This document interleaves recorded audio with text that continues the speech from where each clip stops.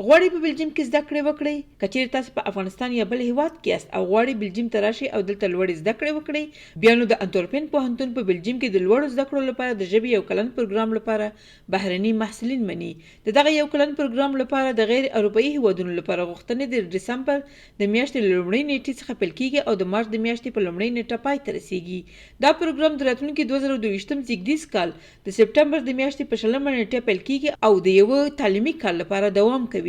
د غیر اروپایي هیوادونو محصلین لکه د افغانستان محصلینو لپاره ټول لګښت 5915 یورو کیږي چې په لومړي سر کې تاسو باید 2000 یورو تحویل کړئ او 3915 یورو بیا د درسونو له پیل څخه وړاندې د پوهنتون بانک اکاونټ ته استول کیږي. دا پاتې پیسې ممکن بلجیم ته ستاسو له راتګ وروسته د پوهنتون اکاونټ ته واستول شي. که چېرې ستاسو غوښتنه وروسته له ارزونې ونه منل شي، ستاسو له 2000 یورو څخه اداري مصرف چې 250 یورو کیږي کمیږي، پاتې پیسې درته بیرته استول کیږي. که چېرې غواړئ د دغه پروګرام په اړه بشپړ معلومات ترلاسه کړئ، په لاندې متن کې له لېنک سره په انګلیسي ژبه بروشور خپل مبایل یا کمپیوټر ته ښکته کړئ. د خپلې پیرزوینې له مخې زموږ یوټیوب چینل سبسکرایب کړئ او دا ویډیو له خپلو دوستانو سره شریکه کړئ.